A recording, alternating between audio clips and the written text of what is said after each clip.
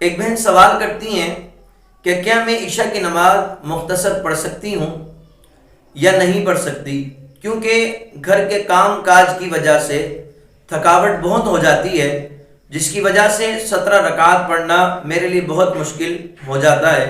اسی وجہ سے میری عشاء کی نماز رہ جاتی ہے،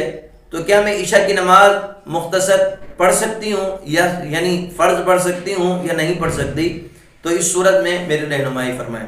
ماشاءاللہ بہت اچھا سوال کیا ہے۔ تو یہ بات جان لیجیے کہ عشاء کی نماز میں اگر یعنی ویسے تو ساری نماز پڑھنا ہی لازم ہے،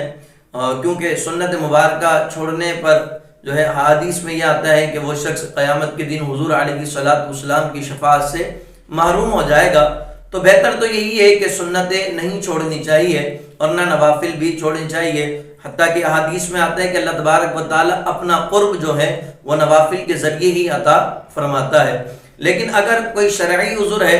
یا ایسے معاملات ہیں کہ آپ کو یقین ہے کہ اتنی تھکاوٹ ہو چکی ہے کہ اگر میں عشاء کی نماز نہیں پڑھوں تو میری نماز رہ جائے گی، تو اس صورت میں یہ حکم ہے کہ آپ فرض پڑھ لیں اور جو 2 سنتیں ہیں فرض کے بعد وہ ادا کریں اور 3 وتر ادا کر لیں، انشاءاللہ تبارک و تعالی نماز ہو جائے گی۔ لیکن اس کو عادت نہ بنائیں، اگر اس کو عادت بنائیں گے تو پھر جو 4 رکعت سنت غیر مقتدہ ہیں اور 2 نفل جو ہیں وہ